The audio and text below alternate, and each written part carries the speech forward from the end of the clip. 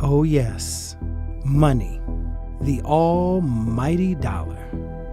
You know we had to talk about it sometime, and 651 Arts was facing a financial challenge. How would they fund all of this amazing programming? I think the challenge I faced during my tenure was the challenge that most Black cultural institutions or performing arts organizations were facing, and that was being under-resourced. And and which to me equates to not being valued by the funding community, right?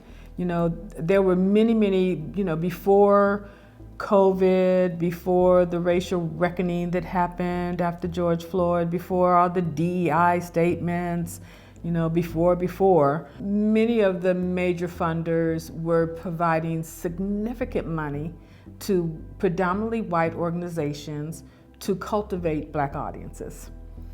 And they were criticized by the organizations who were cultivating these audiences and these artists and have been for years.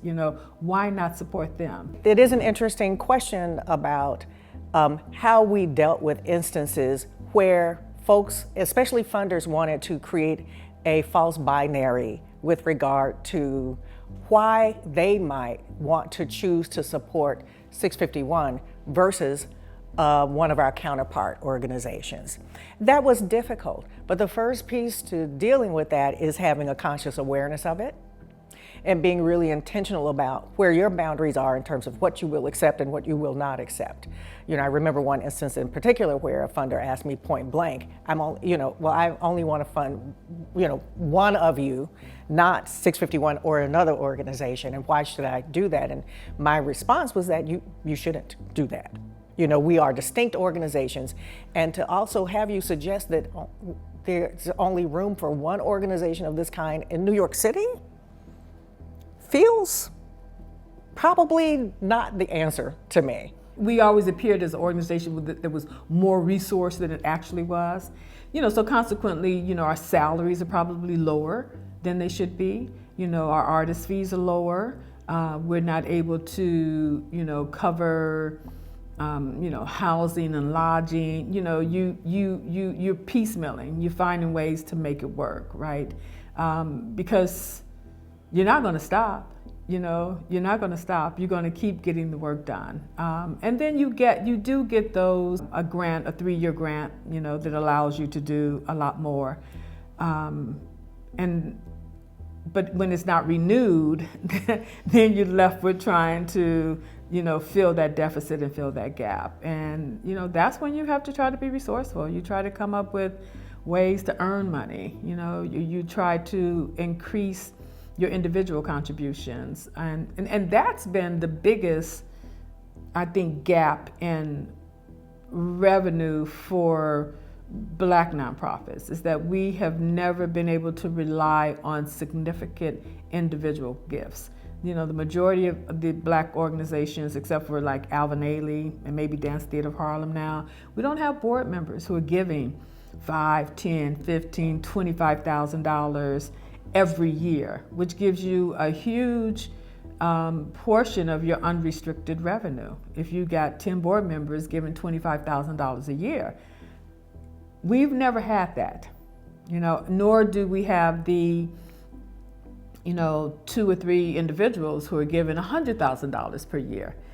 So when I think about the inequity of the structure of a nonprofit organization, that's where we have, that's what we've lost. That's where we have not been successful. It was clear the architects of 651 Arts knew very well what the financial problem was. The question is, what was the plan? Partnership, again, is sort of like the answer to a lot of questions in my mind. And because we became pretty strong in that arena and understood as being good at developing those relationships, we began to get additional recognition from foundations, for example, that then would help us resource those things. And by having those networks, that meant if there was an artist that we couldn't accommodate here, maybe a center in Indianapolis, for example, through our network, would be able to support that artist.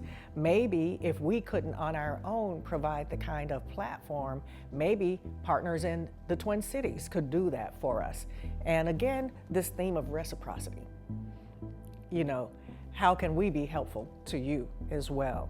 And you know, that requires relationships that are not transactional, although they breathe. So there's elasticity to them. You know, sometimes they're closer in, other times they're a little looser and further apart, but that tether is always there. So over time, we were able to establish a real sense of mutual benefit with the partners that we had, and then extend the impact and range of artists and work that we could support. What does make me hopeful is I see leadership changing. You know, we're seeing Black women running major organizations. We're seeing Black women and Black men running foundations, right?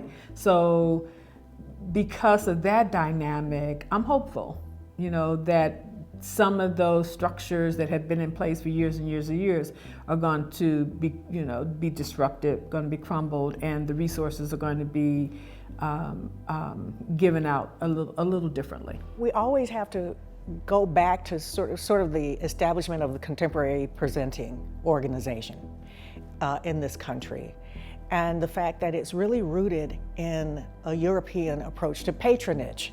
We imported that whole value system from Europe because, you know, rich white folks at the time thought that was what was required for them to be established, endorsed, and respected in this country. And so when presenting organizations in turn were established and there was a field that really came online, we too turned to Europe, not just Europe, Western Europe, to be a little more specific about it, to understand and hear from them what matters. In that, there's a hidden part of the equation, which is that at the same time that you decide that matters, you're making an affirmation that what's happening on these shores and in these communities and what emanates from us does not matter as much. You are devaluing what's in front of you. And I think that that has been to the detriment of everyone concerned, that we've had such a narrow point of view about beauty, aesthetic beauty, and aesthetic value even beyond beauty in and of itself. So I think that organizations, again, often have thought, we know, we're the professionals, we're going to enlighten you about what's important. And I mean, I'm sure there are cases where that is true. But again, if we can stay connected to the sense of reciprocity, we understand that that is not one way. And we also understand it's not merely transactional.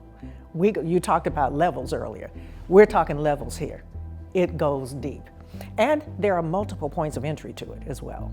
And I think that a lot of organizations really hadn't spent enough quality time considering that. The plan was off and running. Through networks, partnerships, and relationships, 651 Arts had built an algorithm that was built to last. And now, all that was left was to plan for the future. Hey, Toya. Hey. You ready? Yes.